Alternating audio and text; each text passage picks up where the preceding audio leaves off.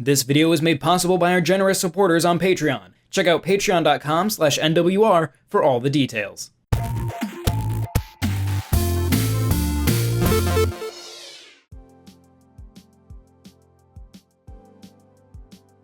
Tony Hawk's history with portables is dotted with an array of great games.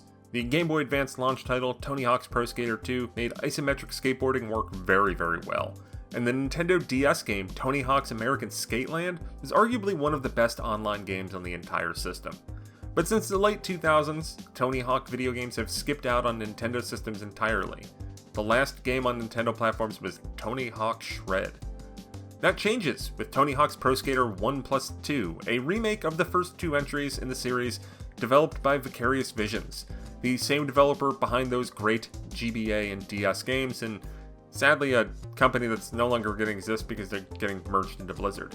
While this remake is not purely a portable skateboarding game, the Switch is after all a hybrid console, it is a fitting next step in Tony Hawk's Nintendo history, as this is both a virtuoso masterpiece of a video game and also a real solid Switch port that excels as a portable game. The technical chops of Tony Hawk's Pro Skater 1 and 2 on Switch are the most important part of the equation, though, and thankfully the game runs very well. The visuals are at a much lower resolution, and the frame rate is locked to 30 frames per second, but everything is smooth. The gameplay is uninhibited by the downgrade. I bounced between the shiny Xbox Series X version and the Switch version, and while the visual disparity is nakedly obvious, the game was indistinguishable otherwise, aside from longer load times on Switch. Even in the case of the load times, they are more par for the course on the Switch than overall poor. Unless you desire to bounce between levels constantly, the loads are never burdensome. Online multiplayer is also available, featuring both random and friend multiplayer. You need a Switch Online account, but my experiences with it have been overall positive. The Online does a cool thing where you largely just all hang out in a level with different timed scores and combo challenges popping up every minute or so. You might see another online player lag while you play, but I personally had no hitches in my own play while online. In addition to the simultaneous online, you can also compete in single session high scores and objective clearing speed runs, all with online leaderboards. Outside of the Switch port, the remake combines and refines a pair of classic games in the best way possible. The 15 levels from Tony Hawk's Pro Skater 1 and 2 are lovingly recreated, with a few clever updates, most notably the school being empty due to COVID, the game did originally come out in 2020, and the mall being derelict and abandoned, which probably would have happened regardless of COVID. All the old objectives are back, so you'll be able to collect the letters skate, go for the hidden tapes, and all the other familiar fare. Objectives are added to the original game's levels as well, and there are even more secrets nestled throughout the levels.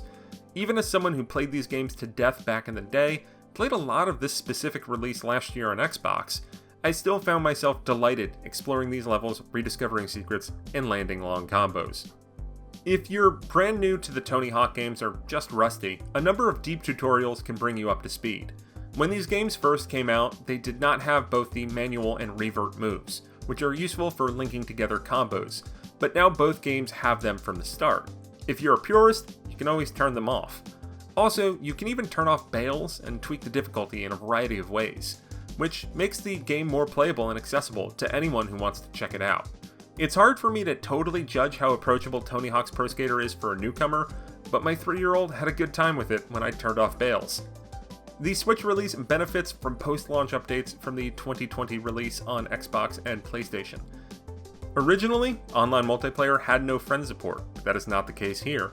Also, you can now take each playable skater through their own career mode. Before, every skater shared the same goals and objectives, aside from each one having unique stat upgrade points defined in each level. It made upgrading skaters a slog because the only objective you'd have after beating the game was to just find 2 or 3 stat points per level. The original full game persistence is still accessible if you want it, but the game is much better with another option. It's way more fun playing through the 2 games with every skater now. One of the best additions to the remakes are the external challenges and leveling up. You have a ton of additional challenges and objectives to complete outside of the individual stages, ranging from landing specific special tricks to jumping over certain gaps. Each skater also has their own individual challenges as well. The rewards for completing these range from new in-game skateboards and outfits to unlockable characters. Nothing you unlock is all that game-changing, but it's nice to have an added reason to mess around with these levels beyond the in-level objectives. The leveling up also adds another carrot to chase while you work through the game, doing a good job to just overall deepen replayability. None of the new additions hurt the overall feel and vibe that made the Tony Hawk games so memorable ages ago. This feels like the original two games gloriously reborn on Nintendo platforms. But this time you can actually hear the lyrics to Police Truck by the Dead Kennedys, since the questionable lyrics were removed on the Nintendo 64 release. The soundtrack has basically every memorable song from the first two games, as well as a good collection of new songs that fit right into the skateboarding aesthetic cultivated by the originals. Personal favorite of mine is Firecracker by Strung Out, but I also have a weakness for the punk rock metal fusion of that band mixed with Jason Cruz's melodic vocals. Tony Hawk's Pro Skater 1 and 2, or 1+2, or whatever you want to call it, either way, this game on Switch isn't going to hold a candle visually to the 4K renditions on other consoles, but considering that the original Tony Hawk games on PlayStation still mostly hold up, the visuals aren't the driving force here. The key aspect is that Tony Hawk plays phenomenally well on Switch.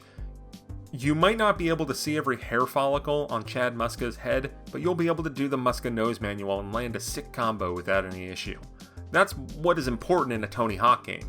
Whether this game is seen as the next great portable skateboarding game or just a less visually pretty home console game, the most cogent point is that it plays incredibly, and with so much to do across both of the remade games, this is one of the best skateboarding games ever made. This video was made possible by our generous supporters on Patreon. Did you know that Nintendo World Report is funded directly by fans like you? When you support Nintendo World Report on Patreon, you get immediate access to multiple exclusive podcasts every month, exclusive Discord channels, an early look at select content, and more, all for as little as $1 a month. Check out patreon.com/NWR for all the details.